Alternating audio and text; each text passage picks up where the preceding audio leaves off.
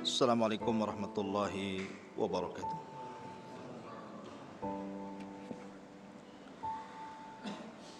Alhamdulillah wassalatu wassalamu ala Rasulillah wa ala alihi wa sahbihi wa mawalah wa la hawla wa la quwata illa billahi wa ba'du. Kita masuk pada bab yang ke-29, bicara tentang ilmu nujum ataupun astrologi. Al-Imam Al-Bukhari beriwayatkan dalam sahihnya bahwa Imam Al-Qatadah mengatakan, khalaqallahu hadhihi an-nujuma li thalathin zinatan lis-sama'i wa rujuman lis-syayatin wa alamatin yuhtada biha faman ta'awwala fiha ghaira dhalik akhta'a wa adha'a nasibahu wa kallafa ma la ilma lahu bihi. Allah Subhanahu wa ta'ala menciptakan bintang-bintang ini untuk tiga perkara. Pertama, sebagai hiasan langit. Yang kedua, sebagai alat pelempar syaitan. Dan yang ketiga, sebagai tanda-tanda arah dan yang semacamnya. Karena itu barang siapa dalam masalah ini berpendapat selain perkara tersebut, maka dia telah salah dan menyia-nyiakan nasibnya serta membebani diri dengan hal-hal di luar batas pengetahuannya. Taib. Diletakkan bab ini oleh pengarang tentang bab maja'a fi tanjim, bab yang datang dari Al-Quran dan Sunnah tentang hukum ilmu nujum.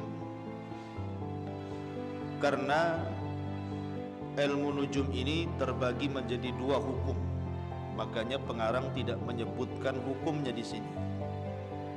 Biasanya kalau memang termasuk syirik, pengarang kitab ini selalu mengatakan minasyirki, termasuk kesyirikan ini dan itu. Tetapi di sini tidak disebutkan hukum dalam babnya, cuman maja'a fi tanjim, apa-apa yang datang dari Al-Quran dan Sunnah yang bicara tentang ilmu nujum. Karena ilmu nujum ada dua jenis. Ada ilmu nujum yang diperbolehkan, ada ilmu nujum yang tidak dibolehkan, bahkan sampai kepada kesyirikan, mengeluarkan pelakunya dari Islam, ataupun hanya sekedar syirik kecil. Adapun yang dibolehkan, kalau ilmu nujum itu dibawa kepada ilmu tasyir. Ilmu tasyir artinya dengan perjalanan bintang di langit itu digunakan sebagai alat-alat untuk, umpamanya seperti yang dalam hadis ini, untuk petunjuk arah, untuk kompas. Karena zaman dulu kan tidak ada kompas seperti di zaman sekarang, belum ada Google Map. Sehingga mereka, kalau khususnya para nelayan, kalau ingin berangkat dan pulang itu, mereka menandai lewat bintang supaya tidak tersesat, ya. Ataupun mungkin untuk waktu sholat, ya, waktu-waktu penentuan adanya masuk Ramadan atau belum, masuk Idul Fitri atau belum, maka ini sangat bermanfaat. Bahkan terkadang ma la yatimul wajib illa bihi fahuwa wajib. Ada kaidah fikih mengatakan tidak sempurna sebuah kewajiban kecuali dengan mengerjakan perkara itu. Terkadang mengerjakan perkara itu jadi wajib, seperti menentukan hilal, melihat bintang atau bulan apakah besok masuk Ramadan atau tidak. Kalau tidak melihat, kita tidak tahu besok Ramadan atau tidak. Maka terkadang melihat itu menjadi sebuah anjuran. Tetapi bukan itu fokus yang kita pelajari. Kalau itu boleh, seperti yang dilakukan oleh BMKG dan yang sejenisnya, badan-badan yang bicara tentang cuaca. Tapi yang dimaksud di sini adalah ilmu nujum yang tidak boleh, dan itu dibawa kepada ilmu taksir. Ilmu taksir dengan tasyir beda. Kalau tasyir perjalanan bintang, kalau taksir itu pengaruh bintang. Jadi orang-orang jahiliyah itu, mereka meyakini bintang itu memiliki pengaruh. Seperti umpamanya membawa kepada kebaikan atau keburukan terkadang ditentukan oleh bintang. Seperti keyakinan orang jahiliyah apabila terjadi gerhana. Orang jahiliyah menganggap apabila terjadi gerhana bulan ataupun matahari, mereka meyakini akan ada peristiwa buruk, peristiwa yang mendatangkan keburukan, atau peristiwa yang menjadikan orang-orang yang dianggap hebat menurut mereka akan meninggal atau mungkin akan lahir. Lah kebetulan ketika terjadi gerhana itu, wafatlah salah satu putra Rasulullah namanya Ibrahim. Sehingga sebagian para sahabat masih terpengaruh dengan tradisi jahiliyah. Maka Nabi SAW berceramah dan mengatakan sesungguhnya bulan dan juga matahari tidak mungkin keduanya terjadi gerhana karena hidupnya seseorang atau wafatnya seseorang. Tapi keduanya digerhanakan itu sebagai tanda-tanda kebesaran Allah yang Allah munculkan untuk disaksikan manusia agar manusia takut, sehingga mereka salat, zikir, bersedekah dan begitu seterusnya. Maka dari situ Rasul mematahkan keyakinan orang-orang jahiliyah. Tidak ada masalah dengan bintang yang di langit itu, karena Allah Subhanahu wa taala ciptakan mereka itu untuk 3 perkara. Pertama, untuk menghiasi langit. Kalau langit tidak ada bintang, tidak ada indah. Tidak akan indah langit tanpa bintang itu. Makanya terkadang orang membuat lampu-lampu gitu kan, karena meniru langit biar indah gitu ya. Tetapi tentu kuasa Allah jauh lebih indah dibandingkan manusia. Maka langit itu menjadi indah karena bintang. Kemudian yang kedua, sebagai pelempar syaitan. Makanya Allah Subhanahu wa taala berfirman, syuhuban lisyayatin. Bintang itu terkadang digunakan untuk melempar syaitan. Karena di zaman jahiliyah, syaitan-syaitan itu naik ke langit. Kemudian di langit punya maqaida lis-sam'i, pos-pos yang memang digunakan untuk mencuri dengar. Maka ketika diutusnya Nabi SAW, kemudian Allah fungsikan bintang itu melempari setan yang berusaha mencuri dengar wahyu, untuk supaya tidak tercampur mana wahyu, mana kalam syaitan. Maka tidak ada satupun yang mampu naik ke langit ketika itu. Baru setelah wafatnya Rasulullah, naik lagi dia sampai hari ini. Makanya kemudian tersebar lagi dunia perdukunan, ya, yang dulu pernah tersebar di zaman jahiliyah, tapi kemudian sempat padam ketika diutusnya Rasulullah, kemudian hidup lagi sejak wafatnya Rasul sampai hari ini semakin merebak. Ya. Kemudian yang ketiga, sebagai alat tadi untuk dijadikan kompas. Oh, arahnya ke sini, arahnya ke situ gitu. Hanya 3 ini saja fungsi bintang itu. Maka barang siapa yang memfungsikan bintang selain daripada 3 perkara, makanya kata Al-Qatadah, faman ta'awwala fiha ghaira dhalik akhta'a wa adha'a nasibahu wa kallafa ma la ilma lahu bihi. Maka barang siapa yang berpendapat selain 3 perkara itu, maka dia telah salah, menyia-nyiakan nasibnya, serta membebani diri dengan hal-hal yang di luar batas kemampuannya. Ada 3 hukum yang disebutkan para ulama tentang sekitar hukum nujum ini. Pertama, jatuh kepada kesyirikan yang merupakan syirkul akbar, dan Allah tidak akan mengampuni dosanya sampai dia bertobat. Pertama, ketika dia meyakini bahwa bintang itulah yang mendatangkan kebaikan dan juga mempengaruhi datangnya keburukan. Dia yakin bintang, gara-gara bintang itu, gara-gara bintang ini, betul-betul dia nasabkan kebaikan dan keburukan kepada bintang dan meniadakan Allah di sini, maka tidak ragu lagi hukumnya syirik besar. Yang kedua, menjadikan bintang itu sebagai alat untuk menerka-nerka yang gaib. Menerka-nerka yang gaib, lintas gaib. Karena terbiasa kita ini dulu sebelum ada internet, sebelum kita mampu mengakses YouTube, kemudian juga internet, biasanya kan banyak di koran-koran itu, ya, di situ dijual, isinya itu tentang masalah bintang-bintang, bintang ini, bintang itu, dan banyak orang yang berusaha membeli majalah, membeli koran hanya untuk mengetahui bintang apa dia, ya kan? Hanya mengetahui saya ini bintang apa ini, bintang kalajengking atau bintang kambing, gitu ya. Jadi hanya untuk mengetahui itu saja dia beli itu, sampai beli majalahnya dia pelajari itu.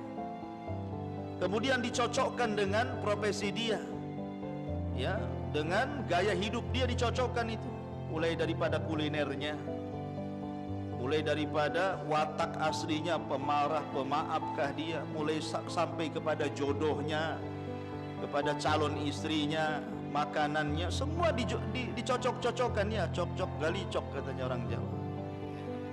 Yang penting cocok gitu ya. Lah ini kan sama dengan mengadu nasib kepada yang gaib. Jangan pernah lintas gaib, tidak perlu. Hidup kita ini fakta di hadapan. Kita ini manusia punya kehidupan sendiri. Jangan menerka-nerka yang gaib. Yang ada sajalah. Di depan kita ada tempe, makan tempe. Di depan kita ada ikan asin, makan ikan asin. Di depan kita ada nasi kebuli, makan nasi kebuli. Ngapain kemudian lintas alam gaib? Ya, kita hidup nyata saja. Anda jadi tukang ojek, ya sudah, lakukan jadi tukang ojek. Anda jadi pembantu rumah tangga, ya sudah, bekerja dengan baik. Anda jadi pekerja, manajer, owner, sudah bekerja saja secara profesional. Kenapa kemudian harus menerka-nerka nasib? Ya, karena kita ini hidup di alam nyata. Jangan menerka-nerka yang gaib. Sebab kalau seandainya kemudian seseorang menerka-nerka perkara gaib itu, kebanyakan menyesal akhirnya. Seseorang yang tidak punya skill jadi manajer datang ke dukun, gimana caranya saya jadi manajer, kan gitu, supaya dicintai sama perusahaan kemudian diangkat. Dukun itu kebanyakan dusta. Dukun itu semuanya iya, nggak pernah bilang tidak. Saya bisa jadi manajer dukun, bisa, semua bisa. Dukun nggak akan pernah bilang nggak bisa. Dia akan bilang bisa. Padahal dukun juga ditipu jin, kita pula ditipu dukun. Jadi tipu menipu sebenarnya, silsilah tipu menipu gitu kan. Jin nipu dukun, kita pula ditipu dukun, ya. Terkadang sudah banyak ratusan, bahkan ribuan, bahkan jutaan uang keluar. Ada yang tidak sukses, dukunnya kabur, ya kan. Ada yang tidak sukses karena dukunnya nipu, syaratnya terlalu banyak, tidak bisa kita lakukan. Ya, ada yang kemudian sudah habis ratusan juta, akhirnya dukunnya ngasih syarat, akhirnya syaratnya berat, mati dia ketika melakukan syarat. Sengaja dukun bunuh dia sebenarnya, ya kan? Jadi dari sekian ramalan tukang dukun ini, ahli nujum ini, ya kan, tidak semuanya tercapai. Kalaupun tercapai sedikit, itu pun kebetulan, bukan karena ramalan, tapi kemudian dinasabkan kepada ahli nujum. Jadi kalau seandainya bintang itu menjadi wasilah menerka-nerka yang gaib, ini mengeluarkan dari Islam. Karena tidak ada yang tahu yang gaib kecuali Allah. La ya'lamul ghaiba illallah. Tidak ada yang tahu kegaiban kita itu kecuali Allah. Jangan menerka-nerka nasib. Kalau sekarang jadi tukang beca, sudah lakukan tukang beca, ya. Kalau Anda sekarang jadi supir taksi, ya sudah jadi supir taksi yang baik, jadi pekerja yang baik gitu ya. Kalau sekarang apa itu yang kita makan di depan, makan saja. Sebab alam kita berbeda. Lihat hewan itu kalau dia lapar, dia menerkam mangsanya kemudian langsung dimakan. Takkan antum kemudian lintas alam hewan, ikut-ikut hewan. Beli ikan di pasar nggak ada, masak-masak langsung dimakan, kan jijik ya. Beli ayam mentah langsung dimakan, kenapa? Lintas hewan, biar seperti hewan. Bedalah kehidupan hewan sendiri, manusia sendiri, jin juga sendiri. Kenapa jin itu gaib coba? Kenapa jin itu tidak dibuat oleh Allah melihat? Kita melihat jin, tapi jin melihat kita, supaya kita jangan berinteraksi dengan mereka, jangan kenalan, jangan minta pekerjaan kepada mereka, ya, jangan beribadah kepada mereka, jangan jadikan kawan ngobrol, apalagi cari jodoh, cari wanita jin dari mereka. Nggak perlu ngapain, karena jin itu tidak ada yang cantik. Bahkan ada seorang syekh meruqyah, kemudian orang itu kerasukan jin yang paling cantik dari jin-jin yang paling cantik di bangsanya. Ketika ditanya bentuknya, kakinya 9. Mau menikah dengan jin yang cantik kakinya 9 itu. Orang saja kalaupun dia model punya kaki 9, mikir-mikir orang itu. Ini ada orang nih, betul-betul orang bukan jin, cantik tapi kakinya 9. Kan mikir tuh, kaki 3 saja cap kaki 3. Pusing kita lihatnya, ya kan? Apalagi 9 ya. Jadi biarlah kehidupan mereka. Jangan ganggu kehidupan mereka. Karena dulu zaman jahiliyah itu apabila seseorang safar, kemudian melintasi sebuah pohon yang menakutkan, daerah yang mengerikan gitu, menurut mereka angker sampai bulu semua berdiri gitu kan. Orang-orang jahiliyah itu terkadang mereka menyisihkan bekal. Jadi makanannya dibagi 2, kemudian separuhnya diletakkan di tempat yang keramat itu dan mengatakan, ini saya sisihkan untuk penghuni tempat ini, tolong jangan ganggu saya. Kan mubazir dibuang. Ya kan, siapa yang makan? Paling semut yang makan, atau orang gila yang lewat yang makan. Ya kan? Sebenarnya di tempat itu kan nggak ada masalah, kalaupun Anda duduk di situ, baring di situ, asal berani saja, mereka juga takut gitu ya. Tapi kalau Anda takut, mereka yang berani, karena mereka itu yukhawifu ibadah. Memang tugasnya menakut-nakuti hambanya, menakut-nakuti hamba Allah supaya takut. Kalau kita berani, mereka takut. Kalau kita yang takut, mereka yang berani gitu ya. Jadi sekarang sebenarnya tes mental saja, tes keberanian sebenarnya ya. Tapi jangan pula kemudian kita seperti orang yang uka-uka itu. Antum tahu uka-uka? Cari tempat yang angker, kemudian antum berdiri di situ lama, dites keberanian. Bukan begitu tes berani ya. Itu ganggu sarangnya jin ya. Antum kesurupan lah di situ. Ngapain ke situ ya.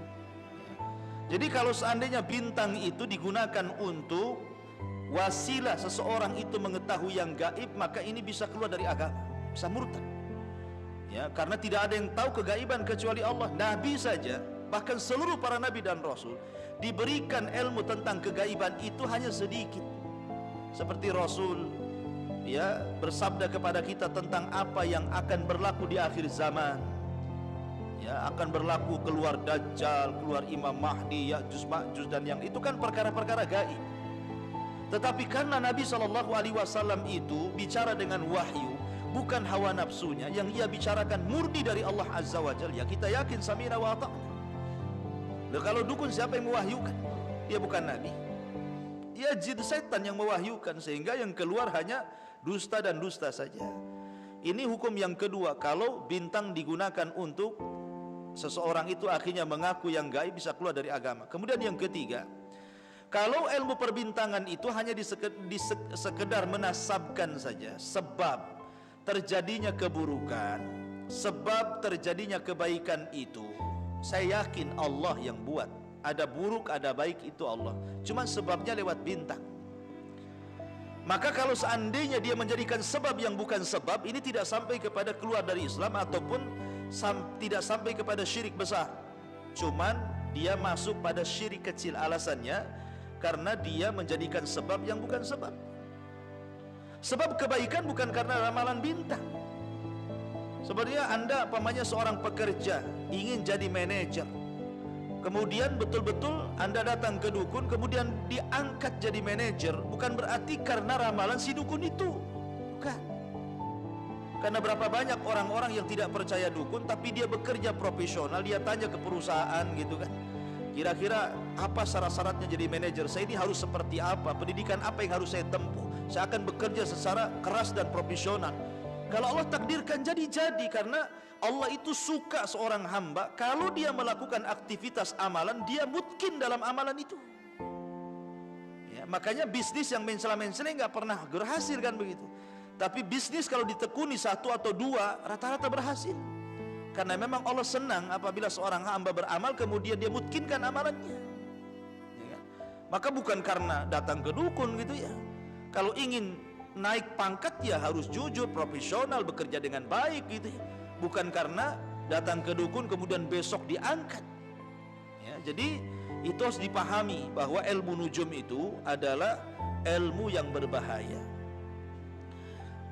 Tentang mempelajari letak-letak peredaran bulan, Imam Qatadah menyatakan makruh, sedangkan Ibnu Uyainah tidak membolehkan. Demikian disebutkan oleh Al-Harab dari mereka.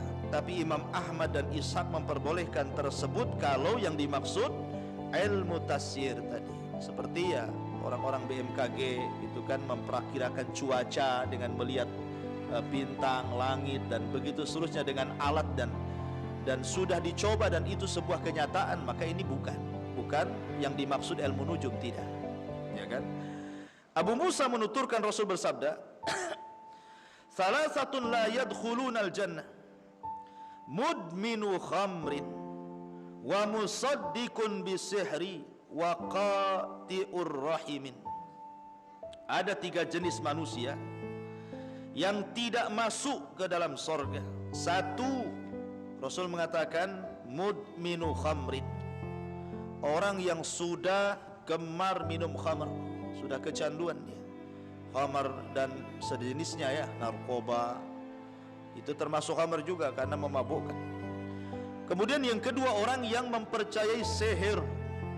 Orang yang mempercayai sihir salah satunya adalah mempercayai kepada ilmu nujum. Karena barang siapa yang mempelajari sebagian daripada ilmu nujum, maka sesungguhnya dia telah mempelajari bagian daripada ilmu sihir ya, ada hadis yang mengatakan seperti itu. Siapa yang mempelajari bagian daripada ilmu nujum, maka dia telah mempelajari bagian daripada ilmu sihir ya. Zada mazada, semakin dia belajar semakin tinggi ilmu sihirnya. Jadi orang yang mempercayai sihir, orang yang mempercayai dukun, makanya ada hukumannya kan orang yang datang ke dukun itu. Kata Nabi SAW, man ata arrafan fasa'ala an syai'in lam tuqbal salatuhu arba'ina yauman. Siapa yang datang ke tukang ramal, datang saja kemudian bertanya, belum membenarkan dia, hanya bertanya ya, hanya coba-coba tanya saja, saya sih pengen tahu saja gitu kan, maka itu saja sholatnya 40 hari sudah ditolak tuh. Sholatnya yang sudah dilakukan dia 40 hari ke belakang itu ditolak. Percuma sholat yang sudah dilakukan selama 40 hari itu ditolak oleh Allah Azza wa Jalla ya. Kemudian kalau dia sampai membenarkan, masuk pada dosa besar, bahkan bisa masuk pada kesyirikan dan bisa mengeluarkan dari Islam kalau sampai membenarkan. Karena Rasul mengatakan fasaddaqahu faqad bari'a an syariati Muhammadin sallallahu alaihi wasallam. Kalau dia sampai membenarkan, dia hakikatnya telah berlepas diri dari syariat Muhammad SAW. Mengingkari satu syariat bisa kafir ya. Makanya bahaya, nggak usah datang ke dukun. Kalaupun mau datang ke dukun nggak apa-apa, hanya ngetes dukun nggak apa-apa, mengetes kedustaan dia. Masalahnya kalau kemudian antum datang ke dukun niatnya ngetes, antum pula dites dia, itu kan masalah tuh. Lebih baik nggak usah lah, nggak usah ngetes ya, nanti antum yang kena tes dia ya. Karena mereka itu tukang nakut-nakuti sebenarnya. Nakut-nakuti mau nyihir, nakut-nakuti mau nyakiti, nakut-nakuti mau membahayakan. Tidak akan terjadi satu dunia tukang sihir berkumpul untuk nyakiti antum kalau tidak ditulis di Lauhil Mahfuz. Nggak akan terjadi ya, nggak akan terjadi ya. Tetapi walaupun satu dunia menolong antum dari sihir yang sudah dilancarkan kepada antum, kalau sudah di Lauhil Mahfuz memang antum kena sihir, kena Memang begitulah takdir. Apa yang Allah kehendaki terjadi, apa yang Allah tidak kehendaki enggak mungkin terjadi. Itu ilmu takdir yang paling rendah itu. Cukup itu. Ya. Maka di sini ikhwatu fiddin bahwa ilmu perbintangan ini adalah ilmu yang paling bahaya. Apalagi sekarang sudah dunianya dunia internet, ngakses tentang ilmu-ilmu seperti itu lebih mudah. Dan masih ada saja orang-orang yang kemudian mengadu nasib dengan bintang, kan begitu. Orang-orang anak-anak muda yang cari jodoh gitu kan, supaya jangan salah cari jodoh. Sudah dapat lah gitu kan pacar, kemudian ditanya, pacarmu bintang apa? Oh bintang ini. Kemudian ditengok, oh nampaknya nggak cocok, masalahnya bintang ini cerewet dia nanti, nggak jadi. Oh ini bintang ini nampaknya baik ini, tapi jelek, nggak apa-apa baik katanya. Akhirnya kemudian terkadang orang nerka dengan mengadu nasib. Dukun itu tidak ada yang pasti, semua menerka. Makanya dukun bertanya. Sebenarnya kalau dia yakin ngapain bertanya coba kan? Ditanyanya kita masalahnya apa katanya. Dia kan nerka juga tuh. Dia nggak yakin juga, dia tanya juga sama kita. Terkadang tidak langsung kemudian diproses kan, suruh pulang dulu, dia cari tahu dulu. Pulang dulu nanti besok datang lagi katanya. Dia sendiri cari-cari tahu dulu tentang orang yang datang kepada dia. Loh, kalau dia nerka-nerka, lo ngapain antum datang ke nerka-nerka? Hadapi saja hidup itu yang pasti-pasti, nggak usah nerka. Ya, sekarang bekerja apa ya sudah tekuni, sekarang makan apa yang sudah makan. Ya hobi apa antum ya sudah itu tekuni hobinya, kan begitu. Itu kita ini senang manusia itu, tidak perlu lintas-lintas binatang, lintas alam gaib, tidak perlu. Sampai-sampai ada yang mengerahkan kalau Cina sampai menyerang Indonesia, maka 500 juta kan ya. Kami lintas alam gaib siap untuk mempertahankan NKRI. Ada nggak tuh? Gimana ceritanya? Dikiranya Cina tak punya dukun juga kali ya. Gitu ya. Cina juga hantunya lebih ngeri. Hantunya jalannya anjrit-anjrit kan. Kita hantu miskin bergelantungan pula di pohon-pohon. Sundel bolong. Nah, ngapain mau ngerahkan pasukan alam gaib coba? Enggak ada kerjaan gitu. Ma'asyiral muslimin yang dimuliakan Allah Azza wa Jalla, kita ini orang beragama, yakin dengan Allah, yakin dengan Allah. Soal perang itu juga urusan Allah, sudah ditulis Lauhil Mahfuz. Terjadi perang ataupun tidak, menang ataupun kalah, itu sudah ditulis. Cuman kan kita disuruh untuk upaya-upaya yang syar'i. Ya, sekarang coba, ini dukun-dukun ini siap mati. Siap mati untuk NKRI, bukan untuk Allah ya. Siap mati untuk NKRI. Dia bersumpah atas nama Allah, sampai mengerahkan ilmu kebal lah gitu kan, kebal peluru, kebal apa, kebal itu. Kalau Allah takdirkan meninggal, kalau Allah takdirkan meninggal nih, anggap saja terjadi perang kemudian meninggal dunia, apa kita katakan mati syahid? Mungkin mati syahid. Sebelum dia berangkat, dia interaksi dulu dengan jin. Dia menyembah jin dulu. Kemudian jin menolong dia dengan cara dibekali seperti itu. Justru jin itu kadang-kadang ketika berperang dicabut oleh jin ilmu kebalnya biar dia mati dalam kondisi syirik. Mau tahu dalilnya? Ya. Ketika perang Badar, yang ngompori orang-orang musyrik supaya berangkat ke Badar itu siapa?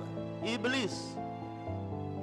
Iblis itu mengompori orang-orang ini, orang-orang musyrik ini. Sudah, berangkat saja ke Badar, saya akan tolong kamu. Nanti akan ada kekuatan lain yang akan datang, kamu pasti menang. Coba. Ketika berhadap-hadapan betul-betul musuh, kemudian tentara Rasulullah SAW didukung oleh 5.000 malaikat.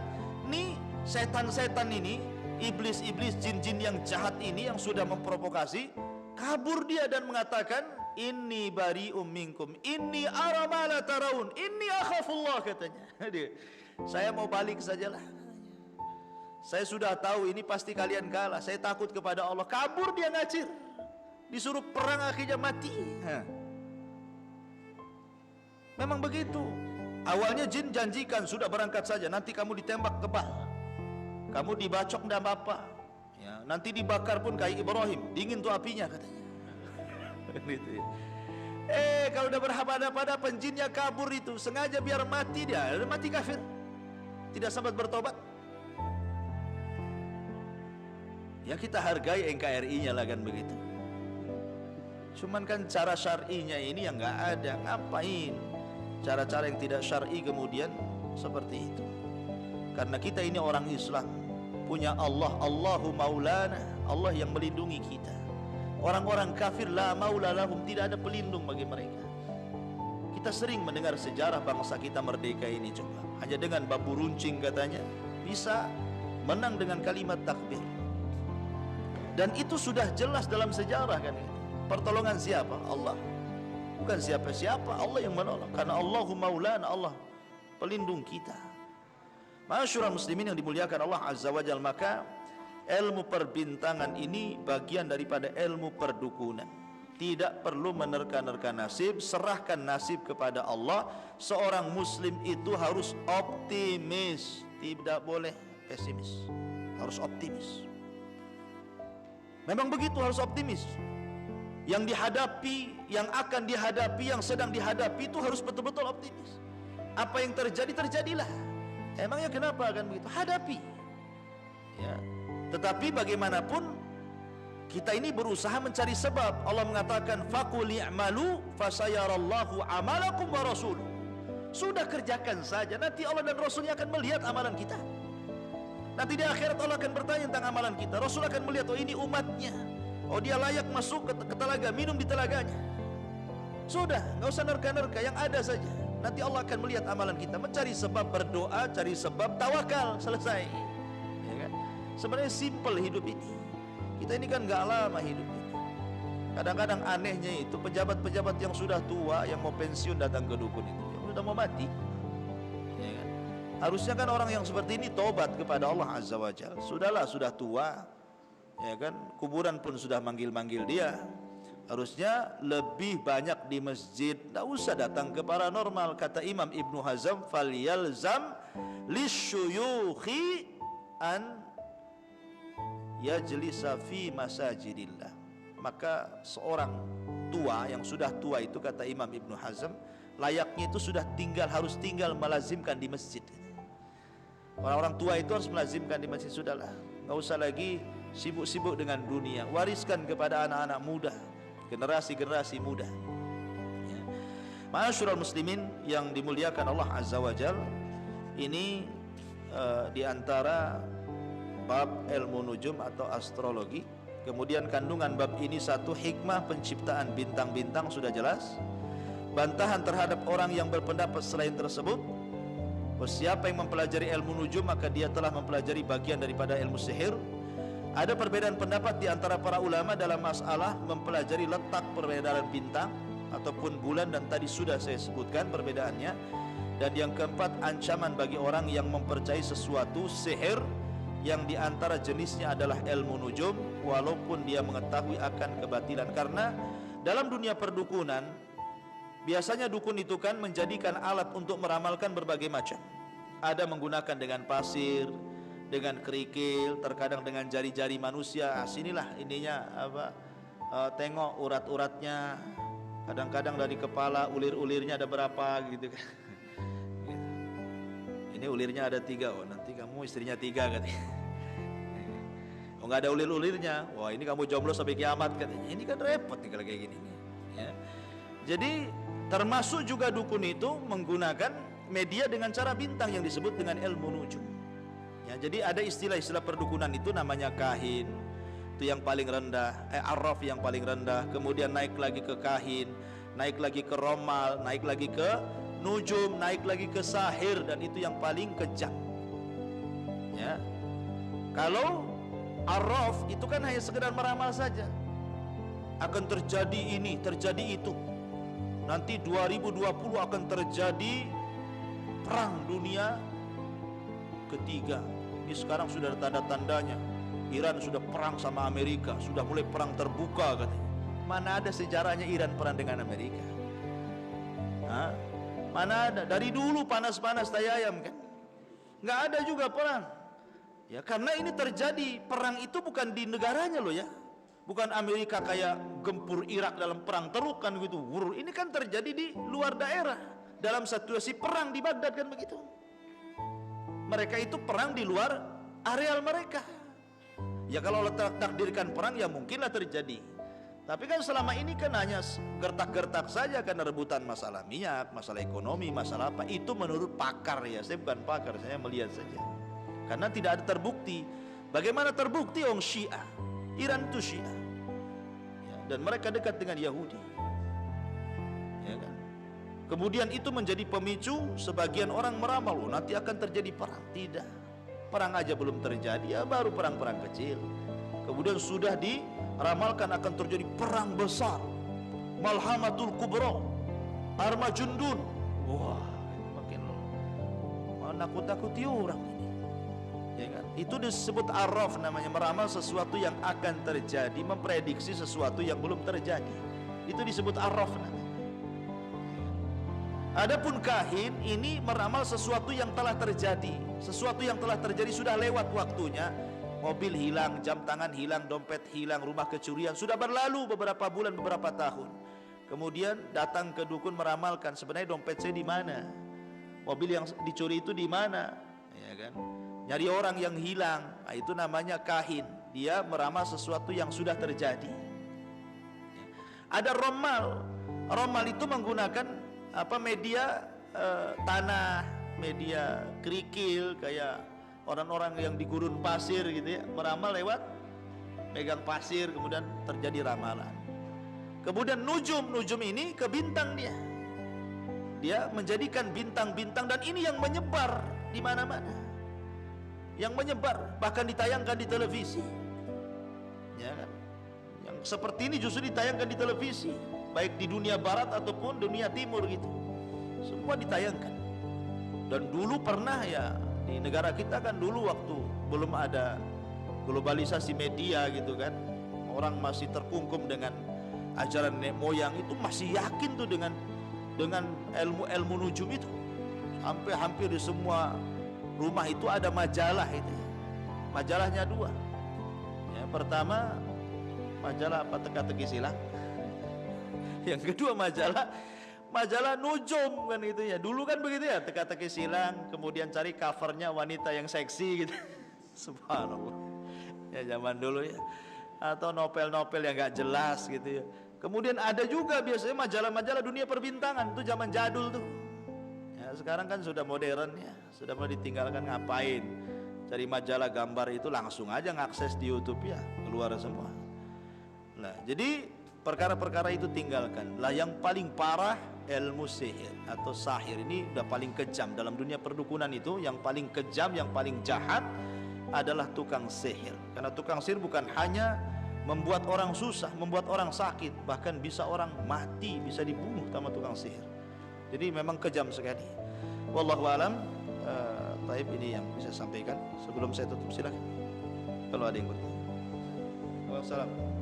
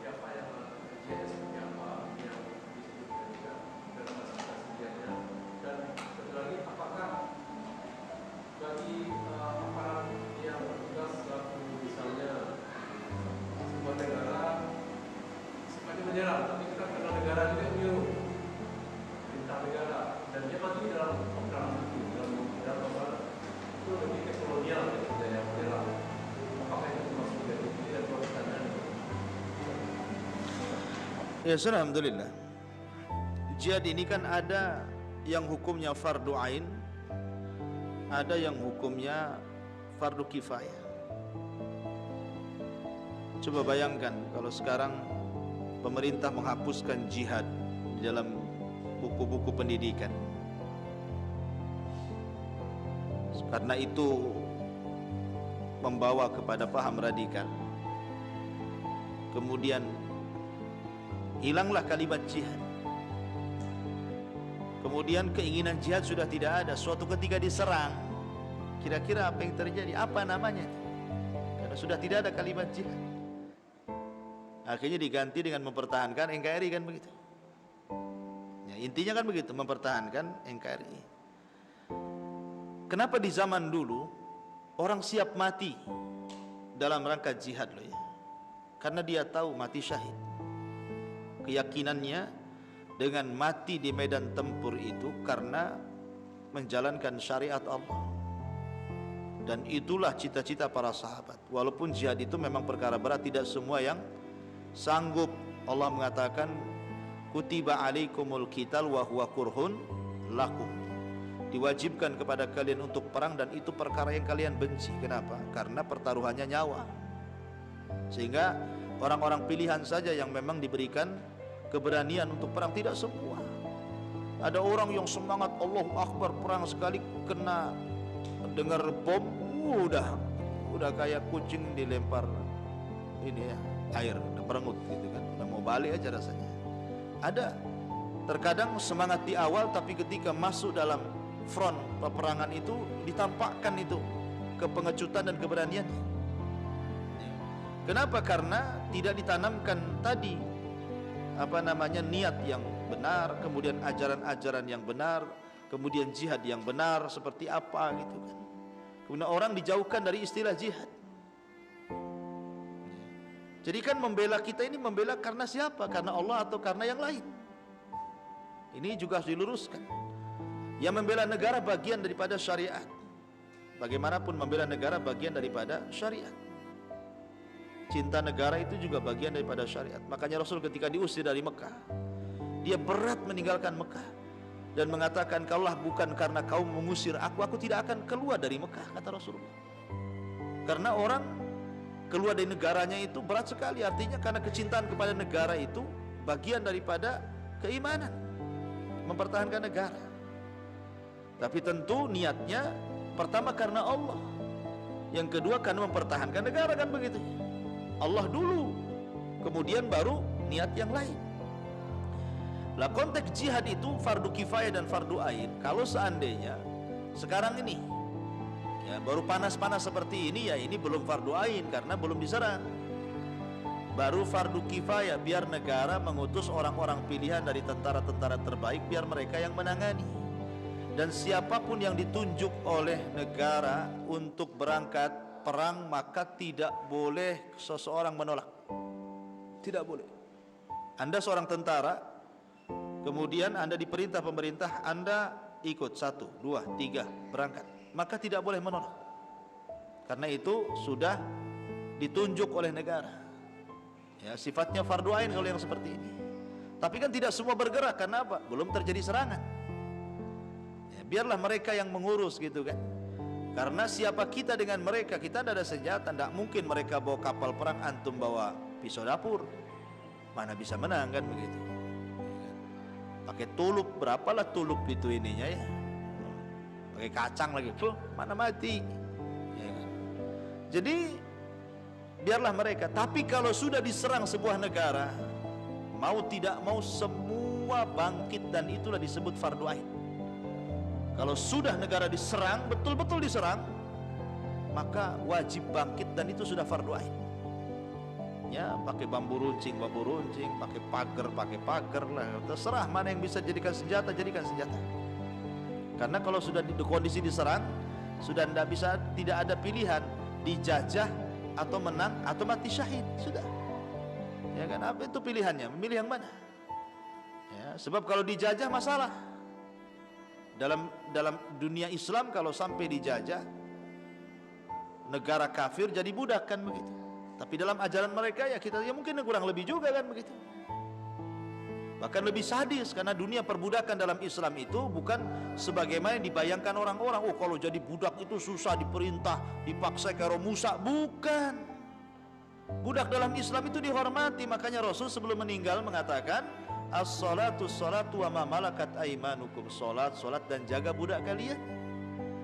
Makanya banyak orang yang tidak mau merdeka karena belum tentu ketika dia jadi orang merdeka dia punya rumah, dia bisa makan, dia punya pakaian. Sehingga ada orang yang bertahan dalam perbudakan dalam Islam itu. Nggak mau dia kalau dimerdekakan, nggak mau. Karena kalau dimerdekakan dia sudah lepas sama majikannya, berarti dia harus cari kerja sendiri, cari rumah sendiri, cari makan sendiri, kan begitu. Sehingga ada orang yang nggak mau dimerdekakan, ada orang nangis. Bahkan ada seorang ulama, kalau nggak salah Imam Qatadah atau siapa lupa saya, ya, dia itu cacat orangnya, jadi cacat fisiknya, tapi otaknya tidak cacat. Tapi dia suka agama, akhirnya dimerdekakan, dia menangis. Ya, akhirnya dia tinggal di masjid, dengan kepiawaiannya dia belajar, dengan pendengarannya, akhirnya dia pun diberikan ilmu dan menjadi ulama dunia. Jadi jangan berpikir dunia perbudakan dalam Islam itu kayak Romusa, kayak Belanda, enggak. Jangan samakan. Budak itu dihargai, kayak pembantu juga gitu ya. Dihargai, dikasih tempat yang layak, makanan yang layak. Cuman dia harus bekerja kepada tuannya saja. Disuruh-suruh mau gitu. Tapi juga diberikan haknya bagi dia. Jadi enak sebenarnya, karena juga masuk dalam keluarga gitu ya. Cuman orang kadang-kadang menggambarkan perbudakan itu menyelisih hak asasi manusia dan begitu seterusnya. Padahal kalau melihat konteks perbudakan dalam Islam tidak sebagaimana yang dituduhkan. Tidak, Islam itu sangat menghormati, indah, ya kan? Jadi konteksnya fardu kifayah, kalau memang diserang, kalau belum diserang itu bukan urusan kita, itu urusan negara. Kita kan hanya bisa berdoa saja jangan sampai perang, karena bagaimanapun nikmat aman itu jauh lebih baik dibandingkan perang. Karena ada orang yang sok-sokan di YouTube itu komentar, perang aja lah, perang katanya. Dia nggak tahu kalau habis perang dia susah. Perang aja perang, Allahu Akbar, takbir, sok takbir pula ya. Sekali dia diserang, ya kan, baru dia tahu bapaknya meninggal, orang tuanya meninggal, anaknya meninggal, rumahnya hancur, baru dia tahu susahnya hidup di negeri konflik itu. Ingat, keamanan itu nikmat. Jangan berdoa perang. Perang aja perang katanya. Kalau perlu Imam Mahdi muncul sekarang katanya. Jauh kali bicara. Cina mau nyerang Indonesia, Imam Mahdi suruh datang ke Indonesia. Ya kan? Komen ini nggak jelas, nggak ada aturan main tuh nulisnya itu. Wallahu a'lam. Ya intinya kita berdoa semoga negara kita aman, ya, negara kita tidak diserang dan kita tidak perang. Bagaimanapun kondisi perang ini kondisi yang belum tentu orang istiqomah jadi istiqomah. Bisa saja yang tadinya istiqomah dalam kondisi susah perang jadi futur dia, ya kan? Maka berdoalah keamanan, karena itu nikmat Allah yang paling besar. Subhanakallah bihamdika, asyhadu an la ilaha illa anta, astaghfiruka wa atubu ilaik. Allah taala. Assalamualaikum warahmatullahi wabarakatuh.